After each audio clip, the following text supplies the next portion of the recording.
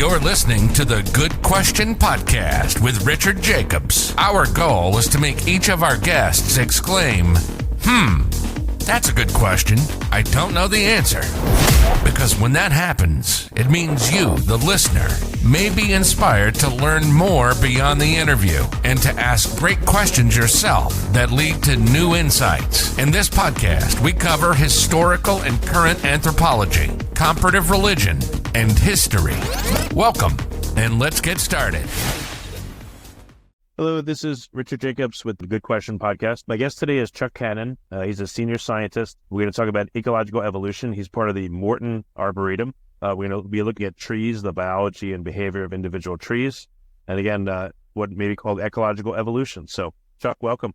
Yeah, thanks, Richard. Thanks for having me on your podcast. If you would, tell me a bit about your background and how you ended up working at the Arboretum, and then we'll go over your current work after that. Sure. Yeah, it's a long and winding story to become a botanist here at the Morton Arboretum for myself. I like to tell this story because I think a lot of people think you have to kind of be born a botanist, but there's a chance for people to come to that later in life, because I certainly was not really that interested in plants when I was an undergraduate, for example. I was very interested in primate behavior and evolution. And so I was an anthropology major, actually, but I had the great opportunity to go to Indonesia and do a research project, and I was a research assistant for about a year at a research site there in Kalimantan, in Indonesian Borneo. And so I went to study primates, but it was actually very difficult to study them. They're very agile, and they move in a canopy very quickly. And so I would get up very early in the morning and go out and spend all day trying to follow the monkeys to get behavioral data. And I'd come back with, just a few minutes of data. But part of my responsibilities also were to monitor the trees and note which ones were flowering and try to identify them and that kind of stuff. And I just found I had a knack for it. And I found that there was a lot to be learned, and we really didn't know much about the trees. And in some ways, kind of not so flattering. I didn't have to get up at 4 a.m. I could get up at 8 or 9 and the trees would still be there, And so I could go out and study them at any time in the day. And that just kind of became my thing, and it just kind of snowballed. And I also kind of had an insight that, if you want to maintain primates, if you want to conserve primates, you got to have a forest. And that kind of became the place I started to focus on, how trees create a forest and how trees interact with animals and with one another and that kind of stuff. So that, you mean how trees create a forest? Let's get into that. What does that mean? Yeah, it's a pretty complex topic. Because, we talk about forests. So, for example, one question I've always had in my mind is an urban forest. We talk about urban forests. When do individual trees become a forest and you begin to see those functions and kind of interactions and things?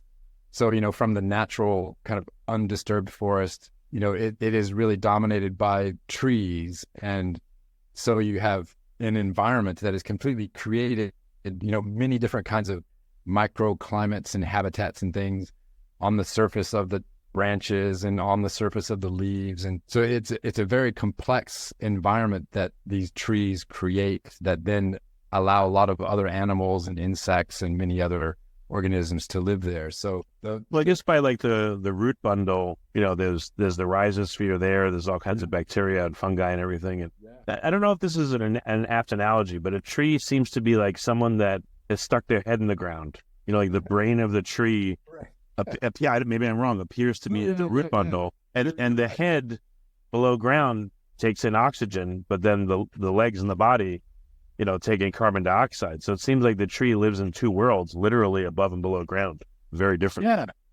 That was the point I was planning on making, is that trees are actually an amazing kind of integrator of the conditions in a site. So they do kind of integrate above and below ground conditions, and so they're kind of at that interface, right? And so they're one of the few organisms that do that, and so they're actually a really good indicator of environmental quality. And if you wanted to design a sensor for an environment, a tree is a very good one. We already have a very naturally engineered, evolved organism that can tell us a lot about the environment, because it does integrate that kind of below and above ground conditions. And what are some of the things that you can learn from a tree, because it is above and below ground, for instance, that maybe you can learn from another plant or a sensor?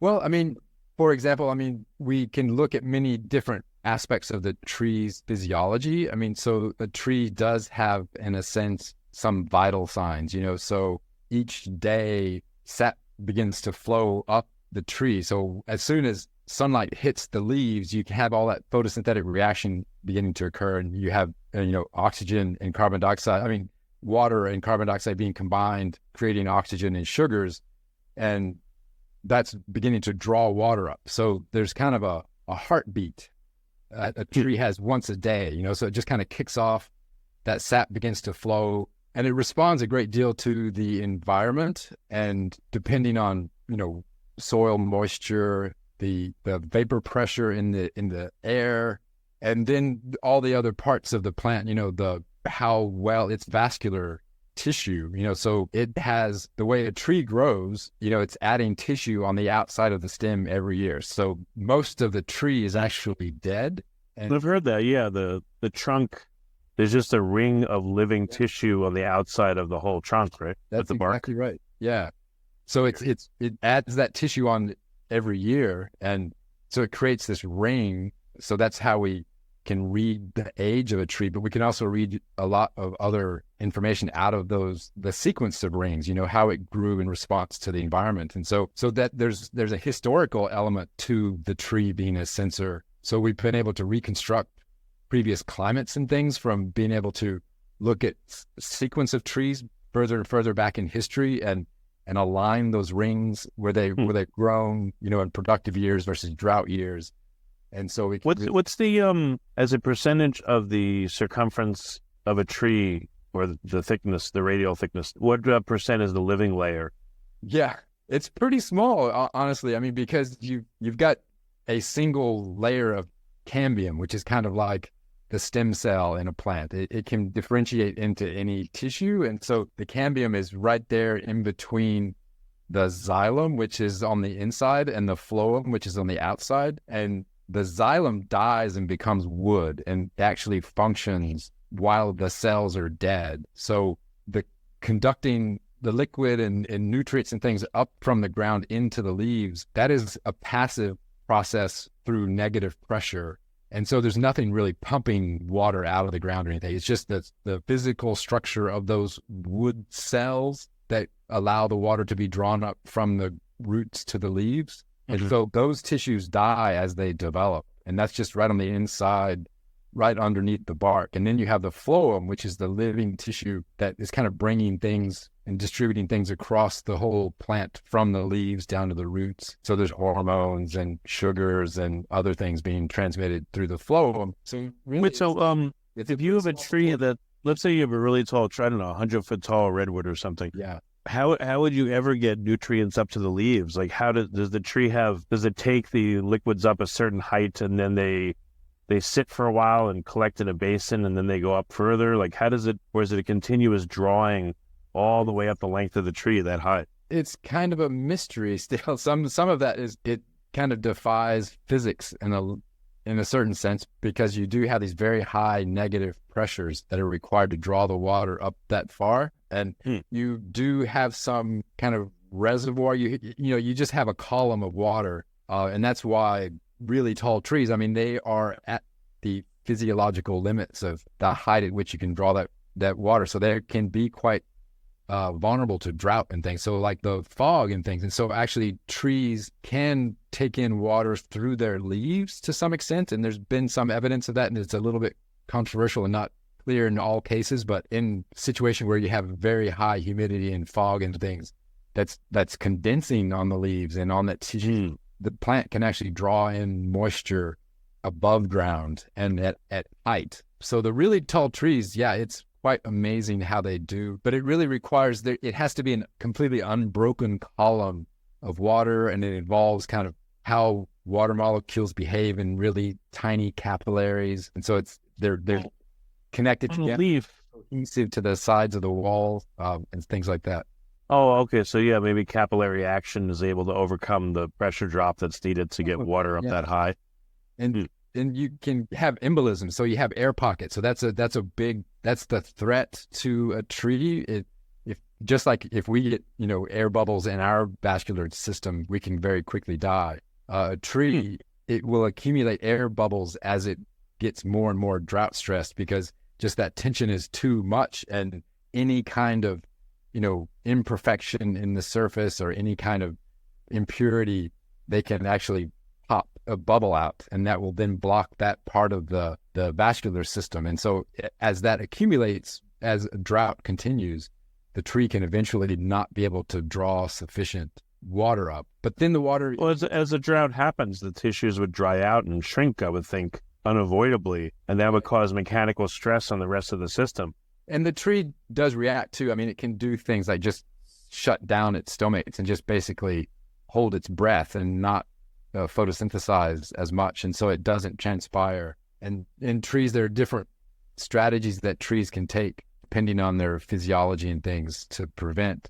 So they a lot of times they do just shut down. They'll even go to the extreme of dropping their leaves early. You might have seen it in a drought condition. The tree just turns brown and drops its leaves. It's just kind of shutting down and preventing itself from doing damage to its vascular system. Yeah. Very interesting. I was thinking about you said fog or water getting on the leaves. So they have a waxy coating, so the water would sit there in like a bead, and then I guess the leaf could sense the water there. Maybe the weight distribution on the leaf changes, and maybe it could open up its stomata or other structures and suck up the water that's sitting there on the leaf. Maybe the design of leaves themselves and the waxy coating not only serves a purpose to keep water out, but also to allow water to pool there and be drawn in. Yeah, it's kind of getting to the limits of this is not my area of expertise, and so I don't really want to try to say too much, but I think it does just kind of being saturated, and it actually can draw it in through the stomates. If there is a osmotic pressure between those two surfaces, inside and outside, and there's a pore, it can begin to draw water in through that pore, and that's about as far as my understanding goes. I apologize. No, it's all right. Has anyone, I thought about this with plants, like what if you had a software that it looked at the trunk and all the branches and all that, it took the thickness and the length and all that stuff, and it calculated for every input into the trunk, every nutrient input, how would that nutrient be distributed? Let's say you had a tree with just 2 branches, right, and I put like 1 gram of nutrient, I'm just making this up, near the root bundle. So it'll be drawn up and it gets equally distributed by the time it got to the 2 branches if they were same size and dimension. But has anyone made software to do that, to model, let's say you have a fruit tree and you want to see what would be the ideal pruning or what would be the ideal amount of branches, thickness of branches, et cetera, to maximize fruit production? Has anyone done such a thing? There are general models about that type of thing, and it's something I was kind of playing with. I'm a big believer in adopting technology, and I've worked a lot with engineers and robotics people, and because trees are very difficult organisms to study. Like you said, the most important organ, the roots are underground, and how do you study something that's underground and you've got most of it above your head where you can't really reach it very well?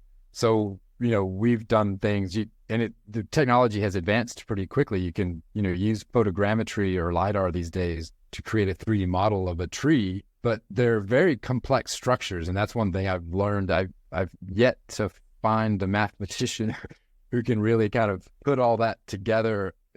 But it's reaching to the point where we could really begin to kind of model physically each tree, and you could begin to think about how those nutrients are distributed, and even how they shade themselves. Because the leaves at the top of a tree are receiving a very different light and humidity environment than the trees that the leaves at the bottom of the tree. And so there's a lot of things going on there. And that's one thing that I wanted to pursue, is kind of a whole tree biology of trying to integrate all of the different parts of the tree together to understand how they kind of collaborate and share resources. And we're not there yet, but I think we're definitely kind of moving in that direction. And I think technology is allowing us to apply these things in more and more detail. And so we do have good 3D models of trees, and we kind of track them through time a little bit. But that's another thing too. I mean, trees live on really different time scales. And so that's one of the big challenges about studying trees, because to even study the single lifespan of a tree, I'd have to get my grandkids to continue my work. So we get a tiny little snapshot, and that may not always be a great indication of what the tree is doing over 75 years or 100 years. Yeah. But Well, like I've asked people, like let's say you have an apple tree. Let's say it could produce apples for 15 years on average. Just making this up. Yeah. You know, what are the apples like in year 3 versus year 15? You know, what if you've been spraying that tree every year? Yeah. You know, what's the pesticide content? What's the nutrient content? How are the apples different year to year and over the lifetime of fruit production? You know, how does the tree know, okay, I've got to go through 3 seasons in order to start producing this fruit, and I'm only going to produce it for this long, and then I stop? Like, what are these signals? What's happening to the tree, you know, maybe epigenetically, if it has such a thing, that's causing it to react differently over time, you know? Sure. Yeah, there are a couple of different things there. Like, I mean, you mentioned epigenetics, but I'll talk about too. I mean, the tree does build up resource, you know, it is creating kind of banks of carbohydrate resources. And so we see oftentimes a tree has to reach some level of threshold of kind of richness of those resources before it will really fruit. And, you know, we see different tree species that fruit on different cycles, you know, so some of them are annual, like a lot of our orchard plants, but even those, I mean, so like some peach trees, they're kind of actually every other year or something. And so they require some level of building up those resources before they can really, you know, produce all of that fruit. And some trees, you know, wait many years between fruiting events. Like some of the rainforests in Southeast Asia that I've worked in, they'll go 5 years between fruiting events. And actually the whole forest, not a large proportion of the forest will synchronize and they all go off together. And there are layers to that, to why that might be happening, but it definitely takes a certain amount of time for them to build up enough resources and they want to produce a large crop as well. And so there are different strategies about, you know, whether you produce a large crop or a small crop. But like you were talking about, you mentioned kind of epigenetics, that certainly has impact. Trees, we do have increasing amount of evidence that trees become kind of locally adapted. And so you can imagine a tree growing in a position for decades, it could begin to change its gene expression profiles and things, and potentially could become better adapted to a site. And that could be then inherited in the fruit. I mean, because that's one thing about trees, you know, that fruit is produced from the same tissue as the leaves. And so its somatic and its reproductive tissue come from the same original kind of stem cell or cambium. And they can inherit those things. And so that epigenetic change that we're beginning to see evidence of can be inherited through the seed and into the next generation. So there's certainly a lot of change that can happen in the lifespan of a tree, for sure. Also, I know I'm jumping around. I was thinking now, all right, so the top side of a tree, you know, above ground, takes in carbon dioxide, I guess, through the stomata. So the oxygen it produces, where does that come out of the tree? Through the stomata as well, yeah. Oh, it's the same in and out exchange there? Yeah, that's right. And so it doesn't come out anywhere else? Like what about the bark or the, you know, other parts of the leaf or anything? Like the only place the tree breathes is through the same holes? Yeah, like you said, I mean, it's got a waxy cuticle on it. And so it doesn't exchange gases through other places. And so, yeah, it's exchanged through those pores. And, you know, and the tree does use some of that oxygen as well to respire. You know, it is burning sugars to make wood and new cells and things like that. So it burns some of the oxygen itself. Okay. What about the bark? I mean, there's probably people that I guess just study the bark. So what are some characteristics of it that are interesting, if you know? Yeah. I mean, it's a protective outer layer. So there's actually a separate cambium that produces the bark. There's the cambium that makes the vascular tissue, but just outside of that, there's a bark cambium. And so it's generating a protective layer on the outside. And, you know, every tree species kind of has its own characteristic bark, and that just depends on how the cells develop and how they're arranged. And so it's dead tissue as well. It functions as a dead tissue. And the oldest part of that tissue is on the outside. You know, it's kind of turned over. It's kind of inverted. So the younger bark is against the bark cambium on the inside, and the older bark is on the outside. And so that comes off through time in many different shapes and forms on different kinds of trees. And yeah, there's the bark. So it grows outwards. Does it get fatter and thicker over time? Like what happens? Sure. Yeah. You know, different species are different, but yeah, that it just gets pushed out. So there's another layer of bark put down on the inside, and so it pushes the other bark out, and so that's what creates the cracking and breaking off of the outer layers. Okay. Because the outermost part of the bark is actually the circumference of what the tree was several years ago, perhaps. So that's why it's all broken up and has. Also, it dries out. I guess the exposed surface. Yeah. Yeah. It'll like if you looked at the bark, not longitudinally, I guess radially, and how the moisture level would go down, and the outer bark is exposed to the air, so it'd be the most dry. Yeah. Interesting. What factors govern the thickness of the bark? The rate of growth. The role of the bark, I guess, is to keep water in. Yeah. But also to physically protect the tree. Like what are the roles of bark? Right. There are many different kinds. I mean, so some trees are actually adapted to fire, and cork oak in Europe, for example. I mean, that's a fire adapted tree, and so that corky bark is actually adapted to prevent the fire. So they're not extremely hot fires; they're kind of frequent, low grade fires that happen.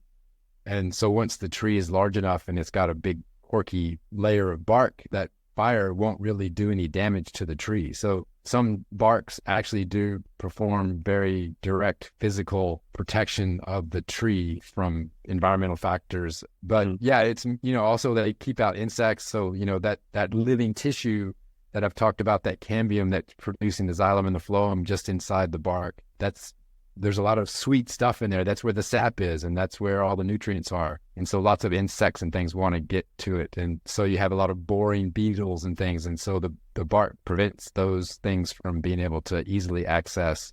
So you have only a specially adapted boring beetle might be able to get into this tree. And oftentimes it's under only special circumstances when the tree might be stressed and can't actually kind of defend itself through other, producing phytochemicals and things, or alkaloids and things in its tissue, and prevent the insect from being able to eat it. But the bark definitely is like a front line of defense against many kind of environmental pressures and attacks and things. Yeah.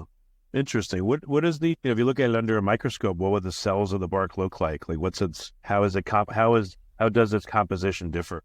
Yeah, it differs from species to species, honestly. I mean, how they're kind of... No, I mean, in a given tree, like a cedar, if I look at the composition of the bark and the cells, what would I see versus the cambium versus like the inner xylem layer? They're just dead wood cells. I mean, they don't really have as much structure as like the xylem. Like the xylem are really like straws in a sense, and they're very orderly and stacked on top of one another. But the bark will be kind of interlocked and kind of connected to one another. So they're actually kind of trying to produce a shield against invasion. So there's a lot of kind of interlocking of the cells, and that then leads to the kind of the characteristic breaking apart and cracking that you see on different species. But what's happened to cause bark to be what it is? Is it the cell wall is changing shape and morphology and stuff, and that's what makes the bark? Like, what makes the bark from the regular wood? What makes it different? Does anyone know? Yeah, people do know. I have to say I'm getting kind of a limit in my knowledge about bark specifically. There are different kinds of wood cells. I mean, it's also some lignin, I think, but there's a lot of cellulose as well. And so it's not as lignified as wood itself. And I think there are some compounds. You're kind of making me try to remember some of my basic tree physiology stuff. And I haven't really thought about this in such detail in a while, but no problem.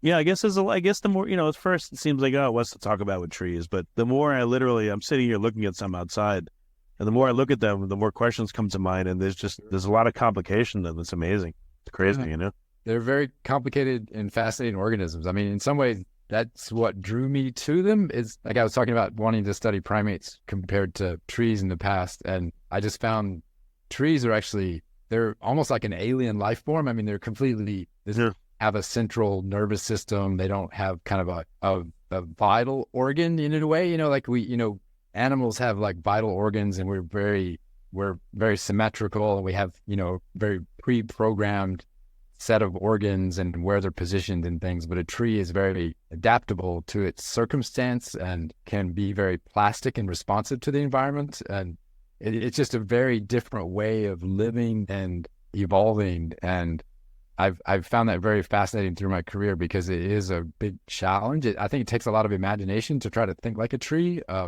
because they're more like a colony of growing points. You think about how a tree in terms of its twig branches and the ends of its roots and things. So you've got these little growing points, and they're responding to the environment, and they're kind of competing with one another. So you look at the branch of a tree, there are all those little buds, right, where the leaves come from, and they're competing with one another. And so there is like a bad mutation or something, that branch, that little bud will die, and so that there's kind of a certain level of selection that is happening at the branch level all the time on a tree. And then part of the tree is in the sun and part of the tree is not in the sun. And so you have a very different light and kind of humidity environment on those different branches. And so it's really this very large colony of growing points that are responding to the immediate environment. And so you can plant, you could take seeds from one tree and plant them in many different environments across the country, for example,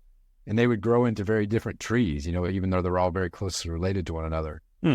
So yeah, they're very complex, and even though it's kind of this deceptive simplicity, because they're just like a node with a bud and leaves, and so it's just this kind of modular growth form. But there's many different things you can do with this modular growth form. Yeah, interesting. So what's the best way for people to find out more about your work? I guess there's many things to talk about still, but again, where could people go? Yeah, they could go check out my website at the Morton Arboretum. You just search Chuck Cannon Morton Arboretum.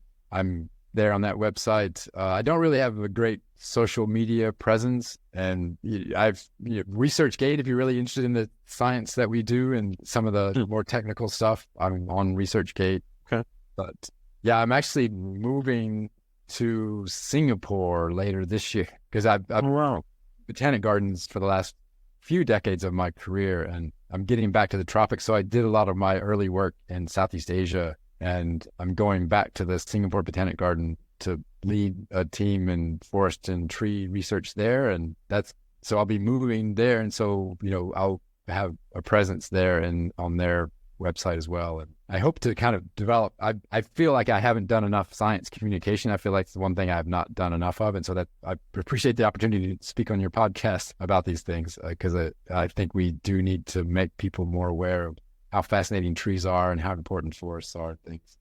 Okay, well, very good. Well, thanks so much for coming on the podcast. It's been a really good call. I appreciate it. Yeah. Thanks for having me on, and I appreciate talking to you too. Thank you for listening to the Good Question Podcast. Please email support@thegoodquestionpodcast.com if you have any referrals to great guests for us to interview. Visit thegoodquestionpodcast.com to hear more interviews. And please help us spread the word by rating and reviewing us on Apple Podcasts, iTunes, Spotify, YouTube, or wherever you listen to this podcast.